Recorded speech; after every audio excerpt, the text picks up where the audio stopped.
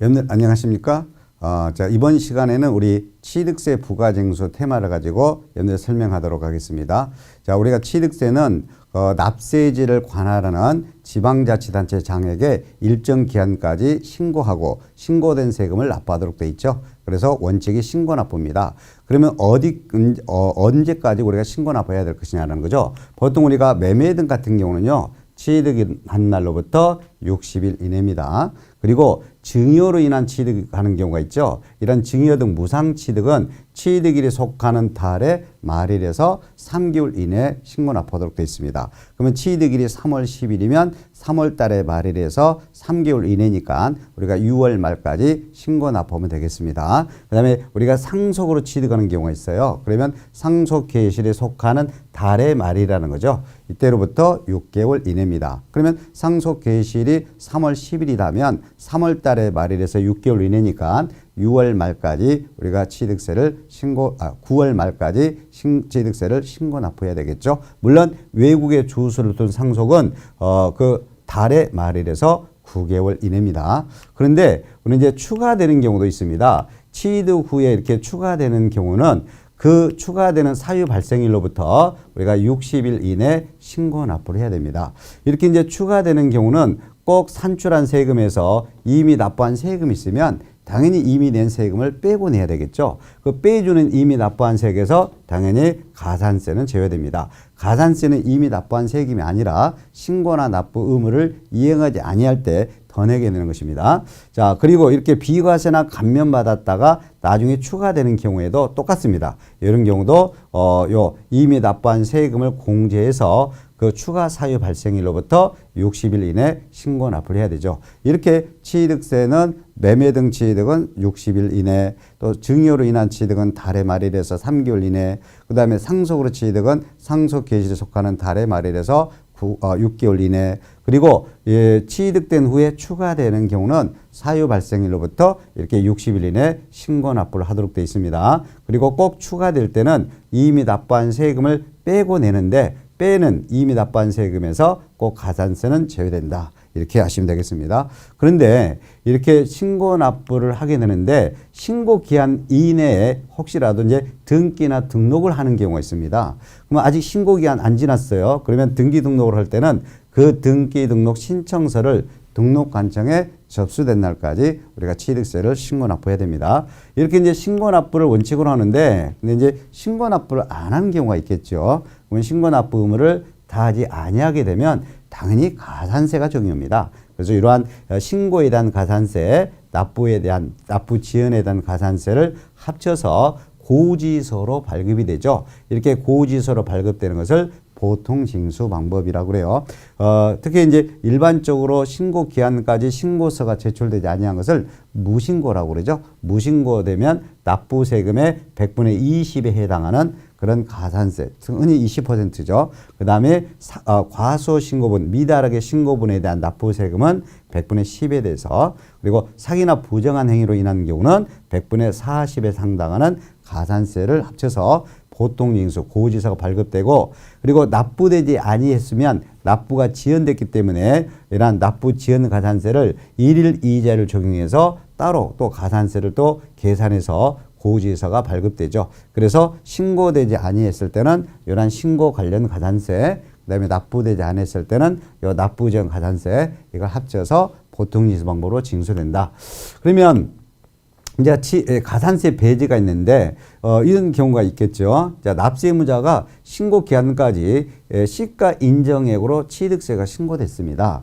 근데 아직 지자체장이 내가 신고된 세금을 아직 경정하기 전입니다. 확정하기 전에 내가 시가 인정액으로 수정 신고해 버립니다. 그러면 방금 본 무신고 가산세라든지 또는 미달한 과소신고 가산세를 만다 부과하지 아니한다라는 것이죠. 이걸 우리가 이제 가산세 배제 규정입니다.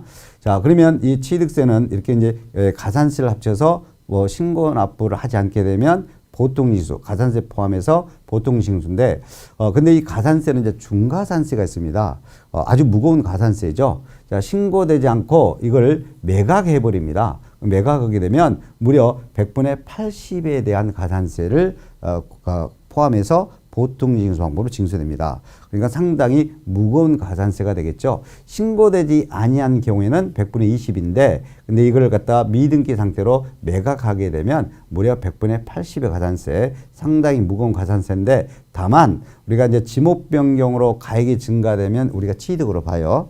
그리고 또 과점주제 주식 취득도 취득으로 보게 되는데 이러한 지목 변경이나 과점주제 주식 취득 등 취득으로 보는 것 이런 것은 신고되지 않고 매각하더라도 이런 100분의 80의 중가산세를 배제하고 있습니다. 그리고 또 법인은 이런 가산세가 있습니다. 법인은 장부 작성과 보존 의무가 있어요. 그럼 법인이 이러한 의무를 이행하지 아니할 때도 가산세가 적용되는데 장부 등에 대한 가산세는 100분의 10의 가산세를 적용하게 된다. 그래서 신고 납부되지 않을 때는 이러한 가산세를 포함해서 보통징수 방법으로 징수가 되고 있습니다. 자, 그리고 취득세는 납세지 관할 지자체 장한테 신고 납부라고 그랬죠. 여기서 납세지는 관할 관청을 정하는 기준이 되는 것이 납세지인데 이 취득세 과세 대상마다 납세지가 다 다릅니다. 다 다르는데 우리 이제 부동산 취득하면 부동산 소재지가 납세지다라는 거죠. 그러니까 강남에서 부동산을 취득하면 강남구청장한테 우리가 취득세를 신고 납부해야 됩니다. 그리고 혹시라도 취득세 납세지가 분명하지 아니한 경우가 있어요. 그러면 당연히 취득 물건 소재지가 납세지다. 취득자의 주소지가 아니라는 것이죠.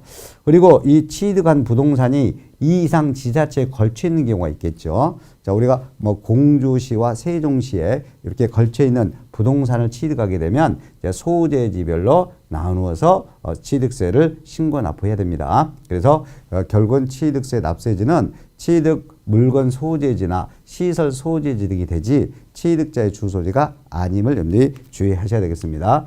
자, 그리고 이 취득세는 면세점 규정이 있습니다. 자, 내가 취득가액이 50만 원 이하로 취득하면 취득세를 부과하지 아니하게 되는데 이때 50만 원 이하를 따질 때는 한 건이나 일구 취득가액으로 따지게 되죠. 그래서 1건이나 일구 취득가액이 50만 원 이하가 되면 취득세가 부과되지 않게 됩니다. 그래서 혹시라도 이제 토지나 건축물인데 이 토지나 건축물은 옆에 인접이라고 그래요. 인접. 붙어있는 인접된 토지나 건축물을 취득되는 경우가 있어요. 그러면 1년 이내라는 거죠. 1년 이내 동안 취득을 전체 1년간 취득을 한 건이나 또는 일구 취득으로 보고 50만 원 초과 이하 면세점을 적용한다는 거죠. 그래서 1년 이내 취득이라는 것, 인접된 토지 건축물 면세점 적용할 때 주의해야 되겠습니다. 자, 그리고 오늘 이제 취득세에 대한 부가징수에 대해서 설명을 했으니까 한번 문제를 통해서 확인해 보도록 하겠습니다. 자, 취득세 부가징수 설명으로 옳은 것으로 돼 있네. 1항 지문은 보통징수 방법으로 한다라고 돼 있네요.